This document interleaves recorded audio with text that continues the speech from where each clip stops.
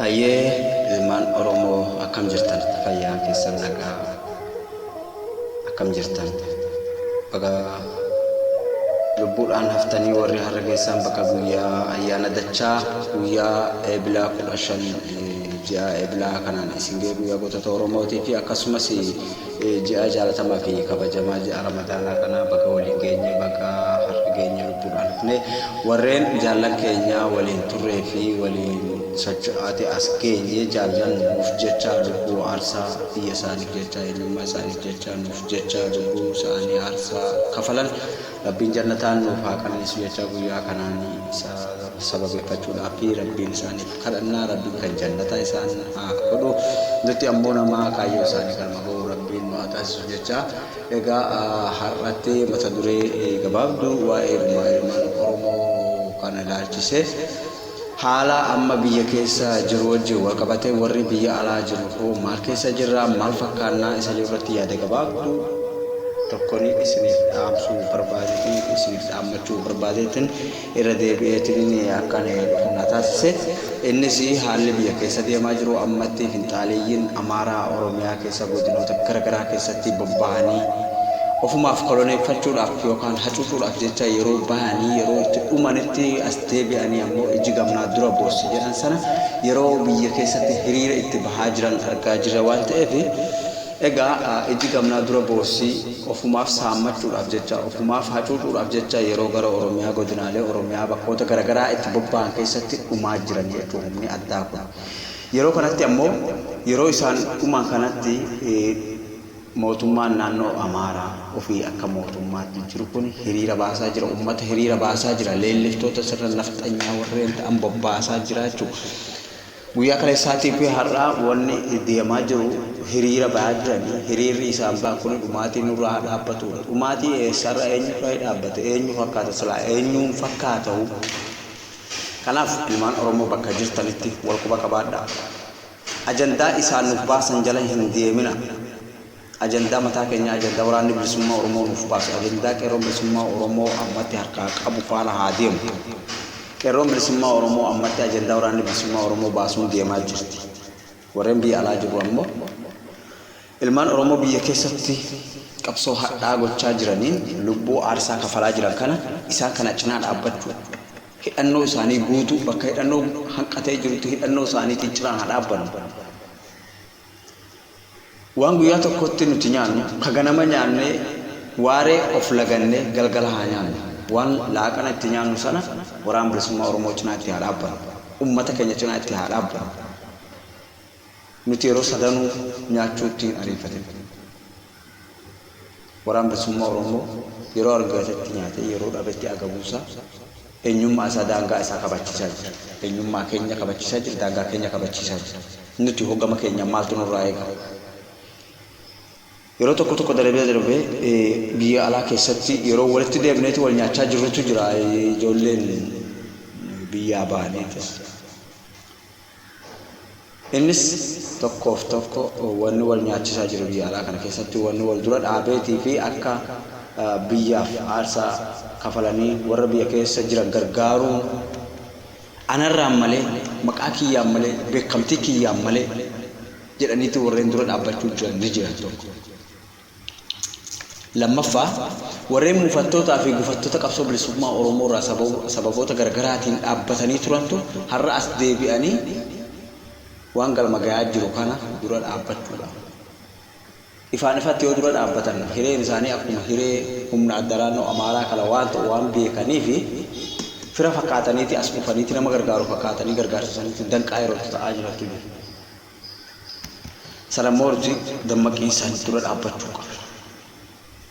yeroon har'aa yeroo itti wal nyaatan osoo hin taane yeroo waliin ta'anii diina itti nyaatanidha itti allaanfatanii adaraa ilmaan Oromoo bakka keessanitti nafxanyaadhaaf bakka hin kennina nafxanyaadhaaf bakka hin kennina nafxanyaan nyaadha bakka agartanitti cabsuudhaaf deema seenaan isin gaafata namni hiree nafxanyaatti cabsitu argattee osoo hin cabsin bira dabarte seenaan si gaafata ilmaan Oromoo ka biyya alaa jirtus ka biyya keessa jirtus quba qabaadha nafxanyoonni biyya alaarraa deeggarsa godhaniifa humna addaa kana cinaa dhaabbatanii akka ilma Oromoo tokko galaafatu bobbaasaa jiran. Kanaaf biyya alaa jirtus biyya keessa jirtus nafxanyaa wajjin wanni sirbiteetii fi wanni nyaattee dhugdee wal affeertuuf tokko hin jiru. Kun biyya alaa jira, kun biyya keessa jira. Nafxanyaa yeroo jedhamu sirna dhabee leelliftoota sirna nafxanyaa, leelliftoota sirna habashootaa sirna duriisa. Namni tokko afaan Amaaraa waan dubbate fakkeenyaaf ilmaan Oromoo kadasee kombolchaarraa dhufa afaanii jiru. Finfinnee keessa, Dirree Dhawaa keessa, Matakkal. Irra caalaan isaanii afaan Amaariffaa yeroo haasa'an agarra. Afaan Amaaraa haasa'uu miti.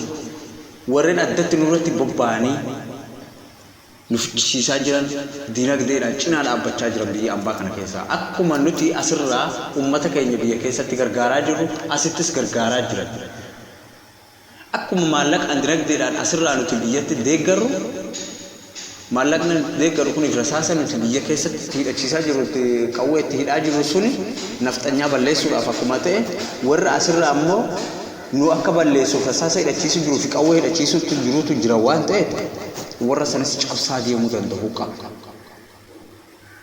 Akka isaan hin hidhachiifne waan isaan walitti qabanii achitti erguudhaaf yaadan sana irratti balleessuu danda'u qaba. Wareegama lubbuu gaafataa miti, wareegama lubbuu kafaluun eenyummaa keetiif biyya keetiif wareegama lubbuu kafaluu caalaa wanni nama gammachiisu jiru. Lubbuun gaafa Rabbiin jette malee hin baatu tasuma. Kanaaf of kanniisaan qabsoo Oromoo haa tarkaanfachiifnu yoo jenne wal nyaachuuf wal komachuu dhiifne muufii akka dhuunfaatti walirraa qabnu achi ganne walitti haa dhufnu. Rakkoo keenya ni furanna boodatti. Ajandaa diinni nuuf baasee nuti ofiif wal nyaachuu dhiifne ajandaa mataa keenyaati. Waraan bilisummaa Oromoo yaamicha inni nuuf godhe. Uummanni Oromoo yaamicha nuuf godhe akka isa cinaa dhaabbannu yaamicha nuuf godhaa jira. Yaamicha isaa sana kabajnee hidhannoo isaanii haa goonu uummata Oromooti.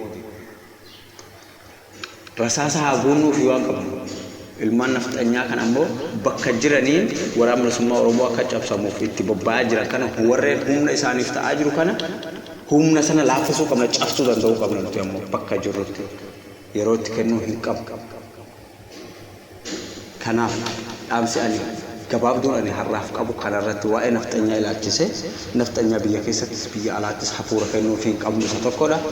Lammaffaa ka biyya alaa jiru bakkee garagaraa jirtan waan qabdaniin rasaasa tokko haa taatu, boombii tokko haa taatu, shugguxii tokko haa taatu, kilaashii tokko haa taatu waan dandeenyu tokkoon keenya galmee seenaa irratti haa galmeessifannu, cinaa haa dhaabbannu. Amma dura mootummaan ta'ee jedheetii siyaasa nurratti wal nyaachisee jira. Akka uummanni wal shakku, akka uummanni wal hin amannee fi wal cinaa dhaabbatee akka deeggarsa hin goone. Sanaaf gurra kennuu dhiifnee nuti inni mootummaan ta'ee jedheetii akka nuti wal hin amannee fi wal shakkanuuf nu godhe suni diiggachuu danda'uu qabu. Maaliin diiggachuu qaba? Diina cabsuudhaaf jecha, nafxanyaa cabsuudhaaf jecha. Isan nyaata isa nyaachuudhaaf ammas amummatu kan itti dhaqqabne ni gaafatanna, seeraan ni gaafanna. Kan ammoo darbee jiru seenaan ni gaafata, gaafni guyyaan itti dhaabneeti isa fuula uummataatti isa gaafannu ni dhufa waan ta'eef waan qabnu cinaa haa dhaabbannu. Ka darbee wal komachaa jiraachuu ammatti Oromiyaa waywaachaa jirti, ciniintii keessa jirti biyyi ciniintii irra jirti waan ta'eef ciniintii kana ammoo waliin taanee wal cinaa dhaabbannee haa dhalachiifnu.